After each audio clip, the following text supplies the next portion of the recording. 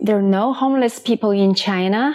Yes, it's not wrong. There are no homeless people in China, not in Shanghai, not in Beijing, not in Guangzhou, not in any city or village in China. So why? Okay, so there are not poor people in here. Of course, there are people who are struggling financially, but here is my understanding why there are no homeless visible outside camping somewhere, living under a bridge, or living in a public metro station. Here's why. I think years ago there were homeless people. Okay, I started working around 2007 and 8. There were homeless people in the city where I was working, which was Guangzhou. I definitely saw homeless people. I remember still there were a couple. They look like 80, 70. They live on I think they made something like a vehicle, which actually is just a hand-pulled cart. Okay, it's big. So I saw them every day. They were there all the time. Okay, people give them food, money, and they were actually living on the streets. This was around 2008, I think. And then I think gradually they were just gone. Okay, of course, I think on the one hand, they were encouraged to find a place to live. Also, here, I think Shanghai is the most expensive city in terms of housing. In terms of housing, not actually in terms of, let's say, grocery or clothes, other bills are pretty much similar to other cities, a little bit higher, but similar. And also, right now, people get a lot of things online, clothes. Okay, I don't think a lot of people go to a shop to actually buy clothes. If you buy things online, the prices are probably the same nationwide.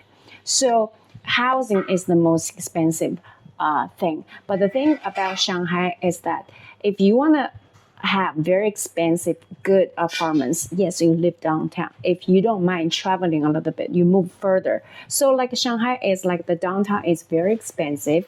Okay, the rent might be, let's say, as expensive as some parts of London. Right, and then if you move further, it's getting cheaper and cheaper and cheaper and cheaper, right? So you live, let's say, even you live an hour away on the metro from the city center, so your rent probably is same as a tier 4 or tier 3 city. Okay, so here we use tier 1, tier 2, tier 3, tier 4 to talk about cities. Okay, I actually made a video before about what are the differences between tier 1, tier 2, tier 3, tier 4. Long story short, like tier 1 cities like big city, metropolitan, like Shanghai, Beijing, Shenzhen, Guangzhou, of course, the expenses are higher. Yeah. So anyways, what I mean is that you can find affordable housing. And if you cannot afford Shanghai, you can move to other cities. Yeah. And also China is very family oriented still, right? So you definitely have a family. Maybe some people are unfortunate enough to have a family in different cities. So, yeah, you can get some help from family who live in a smaller city. I have friends who actually move back to their hometown because they think Shanghai is too expensive. Then once they move back to their hometown, they can buy an apartment, they can buy a car. So yes, the cost of living is a much lower. And also you have like the whole family. Usually here, the family dynamics, like you have one child or two or three, like the whole family is gonna chip in and help. Like when my brother bought his apartment, like everybody chipped in, help. You know, that's just the culture, yeah.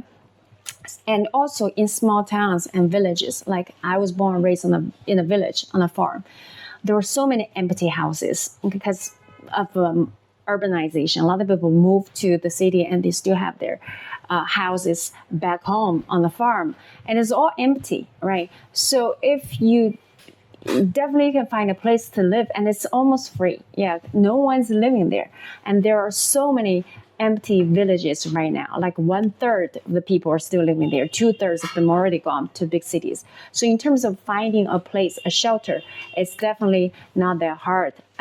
Unless you're like, I just want to live in Shanghai.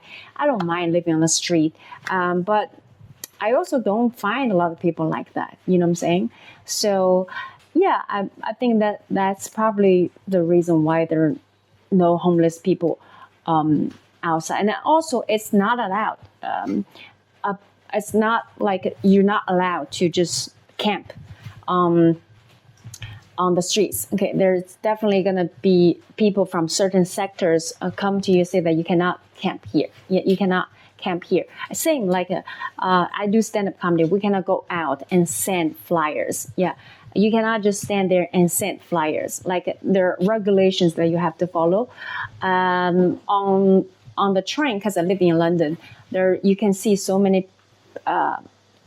Not so many. You definitely see homeless people there. Maybe they sleep there, or in a public toilet they're gonna sleep there. So on the train you cannot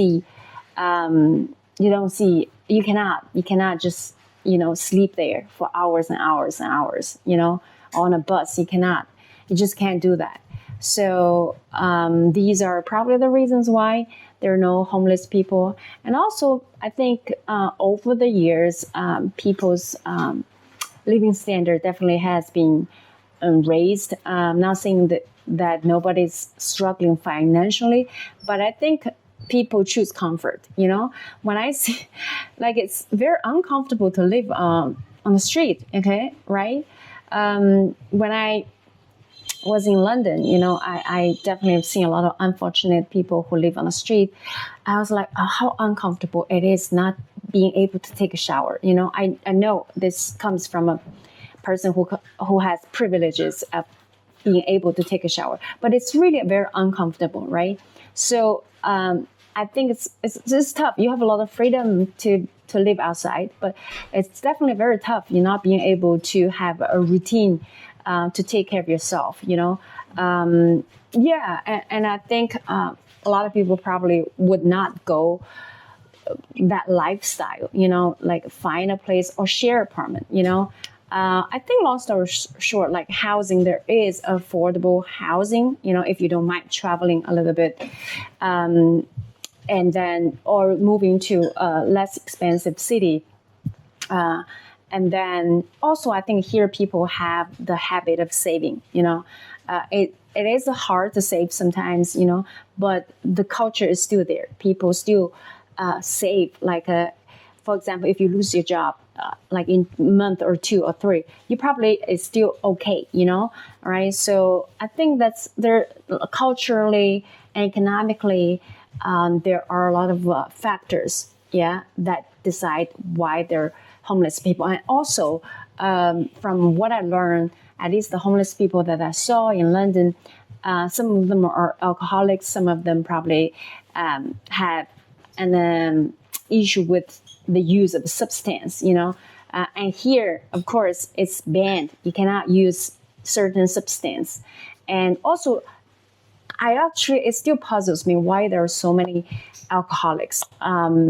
Here, I don't see, maybe I'm biased, I don't see a lot of dysfunctional alcoholics.